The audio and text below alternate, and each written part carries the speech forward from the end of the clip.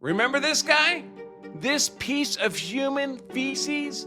Antifa Kyle? My name is Kyle, I'm Antifa, and there's so much rage in me that I've had to record this like 15 times trying to get the message out. They f***ed up, okay? It's time to suit up. Boots on the ground.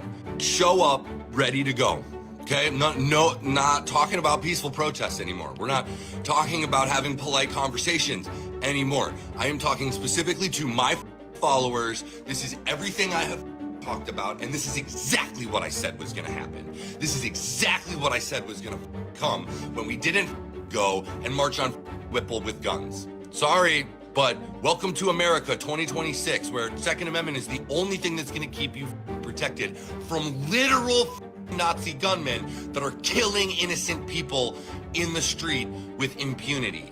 Get your guns and stop these people. He's a pretty tough guy, huh? This is the same guy, by the way. That tough guy. This is him. On the left, HSI and DOJ arrested Kyle Wagner, a self-identified Antifa domestic terrorist in Minneapolis who conspired to threaten, dox, and kill our brave officers. He's charged with numerous federal crimes, including impeding. Good for 8 years in prison by itself, retaliating against a federal officer, threatening injury to family, interstate domestic violence, conspiracy to impede or injure an officer, solicitation to commit a crime of violence, and interstate communications. The lawlessness is over, Minnesota. And if you threatened or lay a hand on law enforcement, you will face justice. Well, I'm sure Kyle's going to do great in prison. I'm sure Kyle's going to be very popular. Well, you know, Trump can play with due process too. The Department of Justice can play with due process too. Because here's the thing, folks. Due process is not just a thing. Due process is malleable. Due process is a function of circumstances and conditions and exceptions. It's not the same for everybody. Even for American citizens, they're not always entitled to the same level of due process. The due process you get when you're fighting a traffic ticket is not the same thing as the due process you get if you're fighting capital punishment. And the left does not seem to understand this concept, or they think we're so stupid that we can't get it. The federal courts, especially in Minneapolis, are just engaged in a tsunami of obstruction of federal immigration law. They are in open rebellion against Trump's immigration policies. They want to provide a full-blown habeas corpus hearing to every illegal migrant being targeted by Trump. And then they're pretending that Trump is being unresponsive to these dozens, scores, hundreds of habeas hearings these judges are demanding, where, by the way, they have no jurisdiction. The Article 3 judicial branch courts don't have jurisdiction over immigration matters. Congress established the Article 2 immigration courts to deal with immigration. But the left-wing Minneapolis federal judges don't like it, so they're issuing habeas demands like crazy, and then they're screaming their heads off when the Trump administration can't respond to them within 48 hours on what's going on with hundreds of habeas hearings. By the way, this is not normal. The number of habeas petitions in a federal court at any one time is normally under 1%, like under a third of 1%. You know what proportion of the federal court caseload in Minneapolis now is for habeas hearings? 75% of what they're doing is habeas hearings. It's just patent obstruction of American immigration law. We even have federal courts demanding that immigrants who were subject to deportation and chose to self-deport rather than continue fighting what would be then their inevitable deportation, we have Minnesota courts demanding that these guys be returned. This is an actual example from just a couple days ago. This insane judge who's been issuing tons of these, Judge Jeffrey Bryan, United States District Court in Minneapolis, he's been issuing scores of habeas orders, and then when he doesn't get a response within 24 or 48 hours, he threatens to hold Kristi Noem, Todd Lyons, President Trump, everybody in contempt of court. The judge is a lunatic. And then when he needs authority for these lawless actions, you know who he cites for his authority? Other Minnesota federal district court judges who are doing the same thing, as if they're not coordinating with each other. And those judges cite this judge for their authority. Make impeachment great again, my friends. Make impeachment great again. Bill Glenn notes, we've reached 700 habeas corpus cases in Minnesota in just 1 month.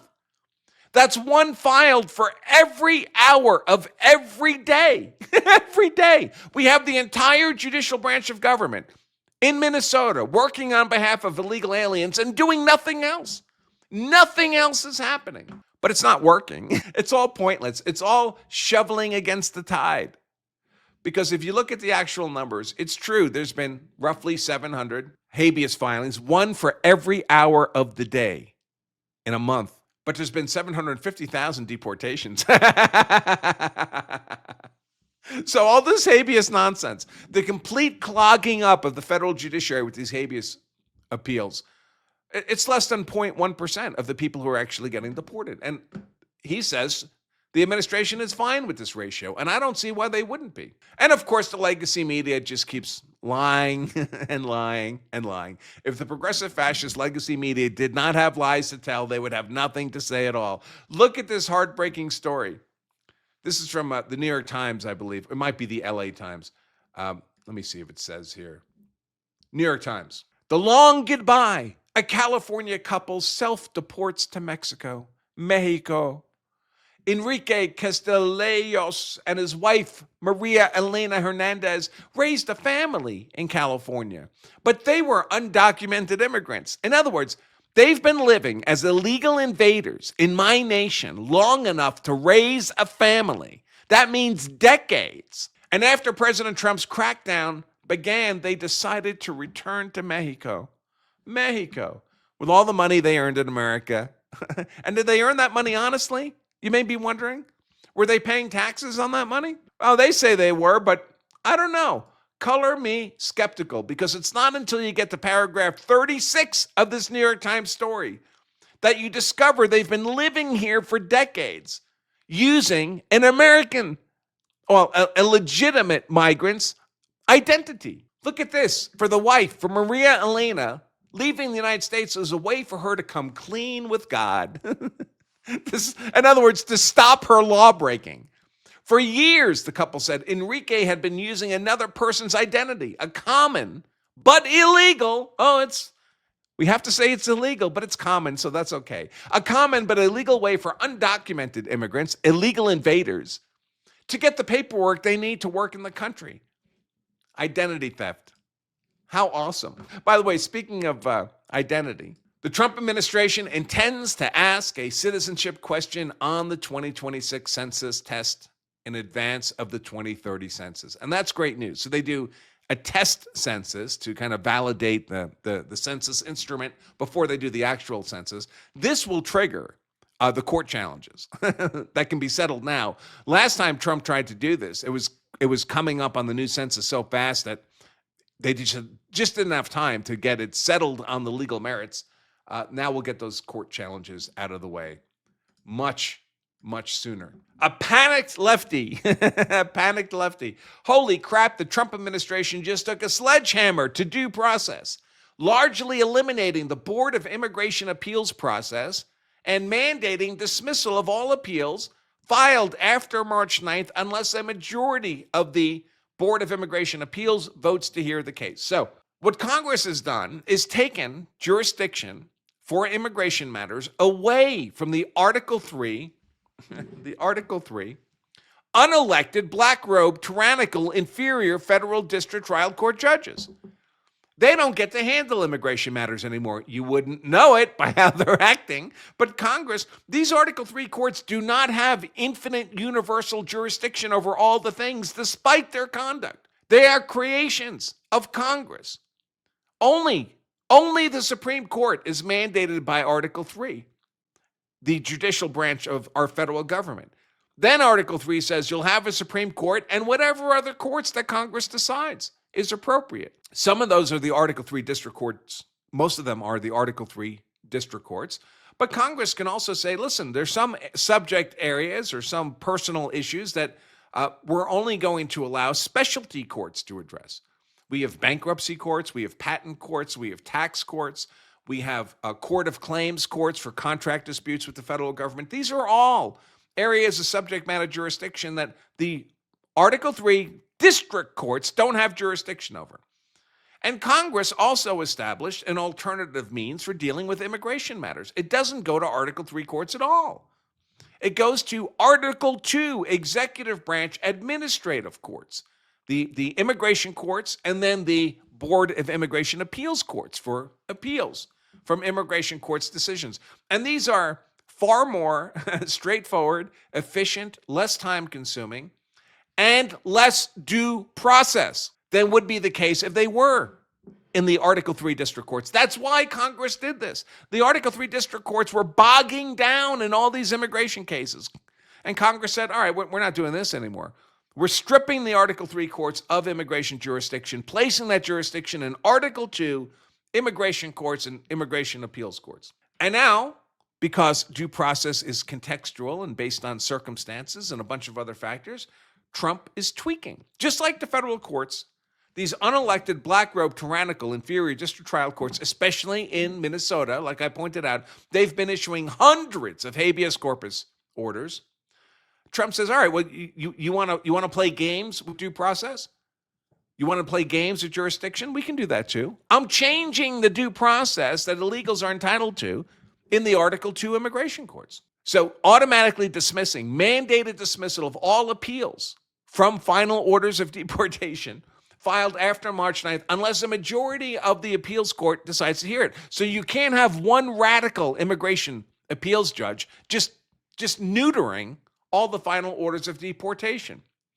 He goes on, the Trump administration is also changing the rules so that rather than 30 days to file an appeal, you only have 10 days.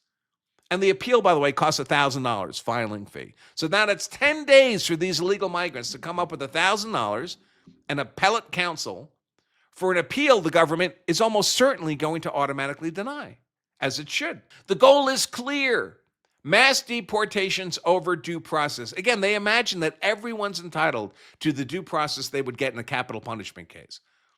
Every one of these illegal migrants is getting all the due process they're entitled to. All of it. It's just not very much because they're not entitled to very much. This account, Memetic Sisyphus, says the thing is, given due process, that's a fair hearing in court with the best possible lawyers. These people would... Let me rephrase this. The thing is, he says, even if these illegal migrants were given all the due process, a fair hearing in court with the best possible lawyers, they would still be deported. There's no valid claim of asylum a migrant can make traveling from Mexico to the U.S. They should be staying in Mexico. They're not being persecuted in Mexico.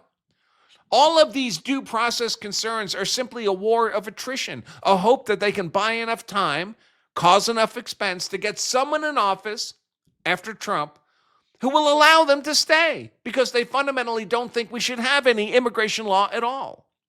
The other insane part of this is the concept that millions, tens of millions, hundreds of millions of people could simply cross our border and our country should be required to bear the expense of giving them a hearing for a case they couldn't possibly win.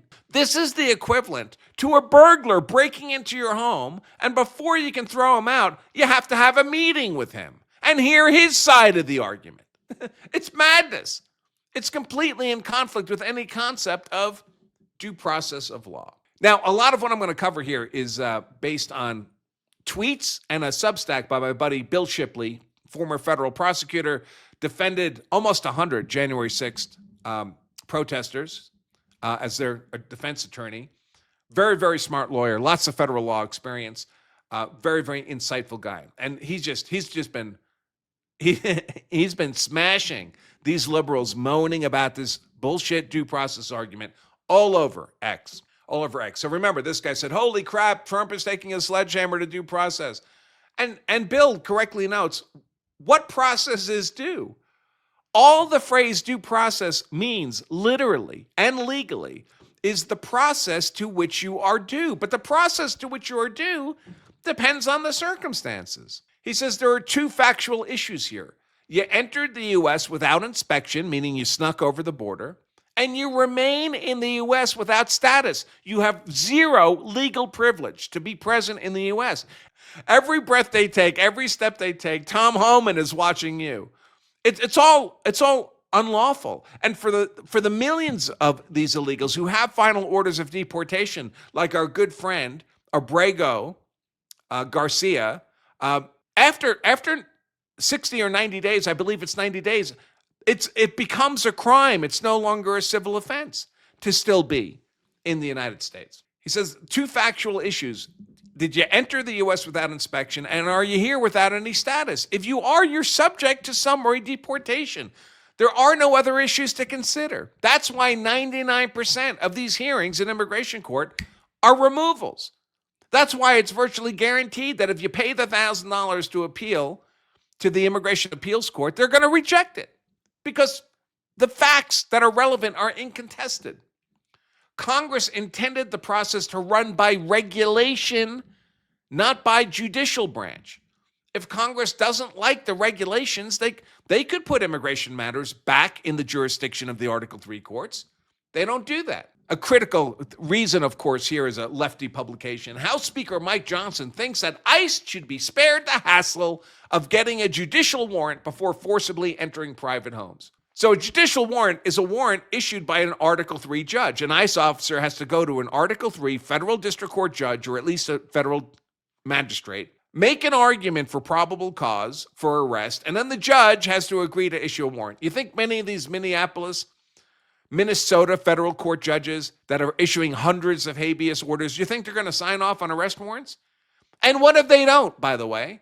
What if they just get these stacks and stacks of requests for warrants and probable cause arguments, and they just let them pile up on their desk? They could completely obstruct detention of illegal migrants in that way. And you know they would. The same judges who are issuing habeas corpus orders are not going to be signing judicial warrants. But judicial warrants are not required in the immigration context. Again, jurisdiction for immigration was taken out of Article 3, placed into Article 2. And Article 2 courts can issue administrative warrants. Especially, by the way, where there is no probable cause argument that needs to be made. When would you not need to make a probable cause argument? Probable cause that a crime has been committed, that some violation of the law has occurred. How about when there's already been a conviction? Then it's been ascertained to certainty that a crime has been committed. It's not a matter of probable cause, it's a matter of probable certainty. And that's true in the immigration process. Once you have a final order of deportation, there is nothing left to discuss. It's the equivalent of a conviction in criminal court. You don't need a probable cause. Do we have to show probable cause to keep a convicted criminal in prison? No, he's been convicted. Prison is where he belongs. These people are mad. And there's no world in which a warrant is always required even to enter a home. Now, what they really want, of course, is they want judicial warrants even to pick people up on the street. But they're pretending that, well, you know, we're only worried about the sanctity of homes. But the proposals they're putting forth would require judicial warrants for every detention by ICE. And then they like to point to the Fourth Amendment as if they're capable of reading it and understanding it. Here's a lefty, says, Mr. Speaker, imagine if our federal government followed the Constitution. All right, fair enough. Let's take a look at the Constitution. What's the Fourth Amendment say? It says, the right of the people, and he embeds it, and he clearly can't read it and understand it. The right of the people to be secure in their persons, houses, papers, and effects against unreasonable searches. Not all searches, unreasonable searches. And seizures shall not be violated, and no warrants shall issue but upon probable cause. That does not say that you have to have a warrant for a search or seizure. It says if you need a warrant, if a search or seizure would be unreasonable but for a warrant, well, then the warrant has to meet probable cause. But you don't always need a warrant because not every search and seizure is an unreasonable search and seizure.